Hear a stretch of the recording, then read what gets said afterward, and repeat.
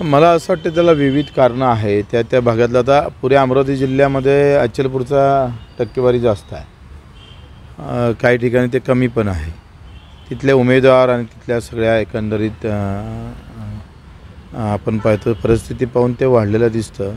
नेमका तो काँग्रेसचा किंवा भाजपचा आहे असं म्हणता येणार नाही. म्हणजे याचं काही वेगळं संशोधन करावं लागेल.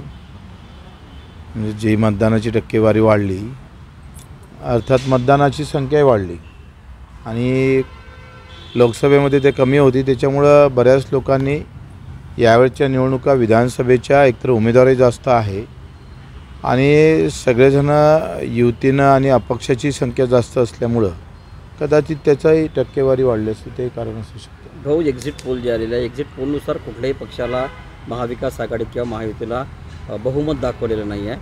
जे अपक्षांचा यावेळेस मोठा बोलबाला राहणार आहे. अपक्ष हे मोठा डिसाइडिंग फॅक्टर राहतील का? लहान पक्ष आणि अपक्ष सरकार बनवेल. आघाडी किंवा युतीला पाठिंबा द्यावा लागेल. सत्तेत मात्र लहान पक्ष आणि अपक्ष राहणार. बिहारचा मुख्यमंत्री होणार का? शक्यता आहे. झारखंडमध्ये एक आमदार जर मुख्यमंत्री होऊ शकतं तर इथं काय राजकारणात काही होऊ शकतं. प्रहारचं कोणतं नाव आहे पुढे? पाहू आता, ते वेळेवरचे विषय आहे. भाऊ, लाडक्या बहीण योजनेचा काही परिणाम तुम्हाला वाटतो का इलेक्शन? होणार आहे ना. कसं आहे, योजनेवर काही ना काही परिणाम होतच, होत नाही अशातला भाग नाही आहे. आता निवडणुकीच्या अगोदर 7,000 ते 10,000 रुपये अकाउंटमध्ये गेल्यावर त्याचे परिणाम दिसणारच आहे. त्या हिशोबानंच ती योजना होती आणि मला वाटतं ते परिणाम दिसेल. भाऊ, वाढलेलं मतदान हे कधी सरकारच्या विरोधात झालेलं मतदान असं बोललं जाते की शेतकरी किंवा सोयाबीन उत्पादक शेतकऱ्यांना किंवा कापूस भाव मिळाला नाही, असं संतापाची लाट वगैरे आपण म्हणू शकतो काय? तसं करता आलं असतं, पण विरोधातील पक्षाला ते वातावरण तयार करता आलं नाही. हे दुर्दैवच आहे.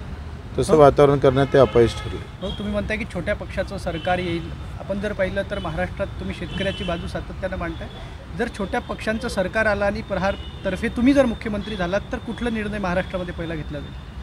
ते वेळेवर पाहू. पण आता एकंदरीत आमचे जे 17 मुद्दे आहे, ज्या विषय घेऊन आम्ही जातो आहे, शेतकरी, मजूर, दिव्यांग, अडचणीत असणारा, कष्ट करणारा, हा आमच्या केंद्रस्थानी राहील. काँग्रेसचा दावा आहे की नाना पटोलेंच्या प्रमुख याच्यामध्ये मुख्यमंत्रीपदाचा चेहरा हा काँग्रेसचा असेल आणि याच्या अगोदर उद्धव ठाकरेंनी देखील असाच दावा केलेला होता. त्याला काही अर्थ नाही. हे सगळे पक्ष कुठंच एकत्र राहणार नाही. आमच्याजवळ सगळ्यांना यावं लागेल. सत्तेच्या ज्यावेळेस शेवटी अपक्ष आणि लहान पक्षाकडे राहिलं असं म्हणतो. बिलकुल 100% मी जे सांगतोय ना, याला 100% तुम्ही म्हणाल का बच्चू कडून जे सांगितलं ते बरोबर आहे. अचलपूर मतदारसंघात मुख्यमंत्र्याचा चेहरा दिसेल?